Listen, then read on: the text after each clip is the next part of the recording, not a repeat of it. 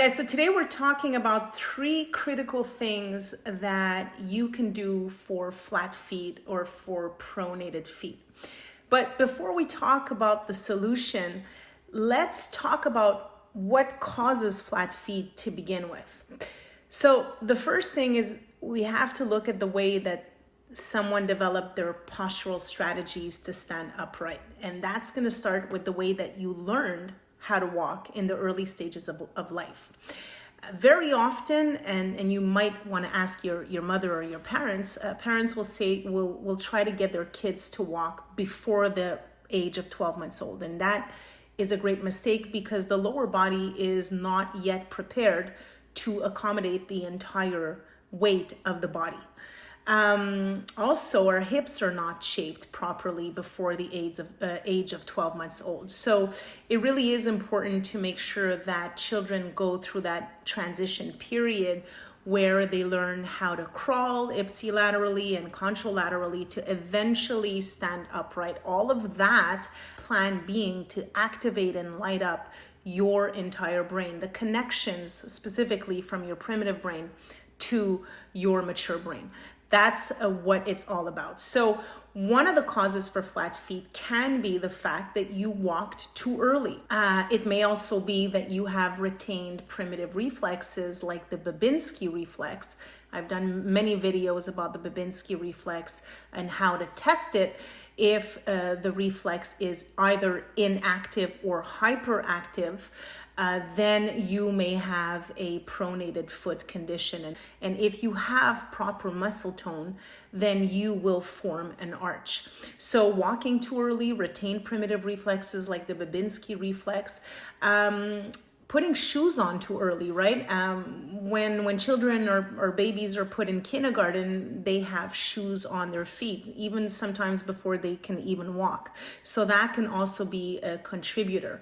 And arch supports, walking around with anything that supports the arch is the equivalent of walking around with a cast on your arm. If something is supporting your arm, then you're not getting that specific activation to your brain and the muscle will then become weaker. So wearing arch supports can also cause flat feet. And wearing shoes that are too small, that's just simply going to affect your gait pattern, the way that your toes are moving, and the way you're throughout the gait cycle, the way that you are actually propulsing your body weight forward.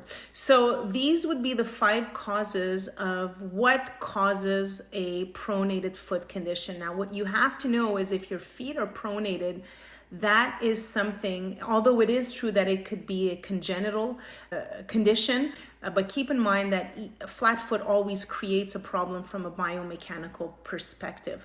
So what is it that you can do, or let's talk about 3 things that you can do to actually start stimulating your arch and your feet and ultimately activating your brain? Well, the first thing that you should do immediately as of yesterday is remove any inserts from your shoes. Immediately. Why? Because you want to stimulate your foot. You want your muscles by themselves to be able to start forming that arch. If you start supporting the arch, you're not going to get that stimulation, and that's going to prevent you from developing your arch. Walking barefoot is another great way that you can activate or try to form that arch with doing specific exercises to contract the arch of the foot, and you could repeat this on a daily basis. Keep in mind though that walking barefoot does create calluses, and calluses prevents us from feeling the ground that we walk on. So it's kind of like a catch-22. But as an immediate solution, walking barefoot is a great way to start stimulating your brain and stimulating your foot. And last but not least, I would suggest proprioceptive drills. Why? Because these drills are going to work hand in hand with your stability. And anything that is proprioceptive does activate the brain. So if you are using proprioceptive exercises, or if you do use proprioceptive exercises, you're activating a specific part of your brain called the cerebellum.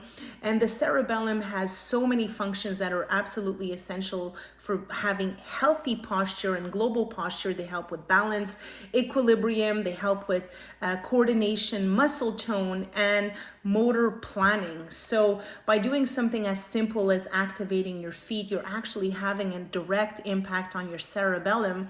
And part of your cerebellum is also involved in the management of stability and balance. So if you are unbalanced, then your body weight and the way that you position yourself and your acceptance of gravity is going to be affected. So in other words, you're going to waste energy standing upright.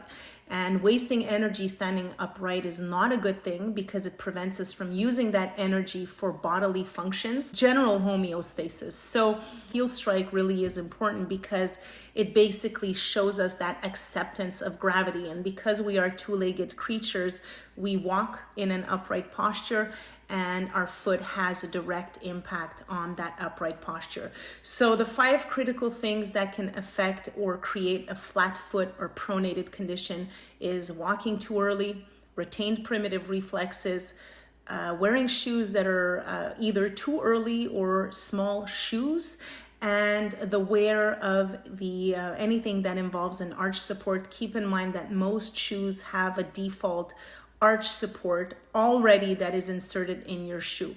Anything that is more than 3 millimeters in height is going to create the reverse process. It's actually going to atrophy the muscle instead of stimulating it. So you're going to want to be sure to remove those arch supports.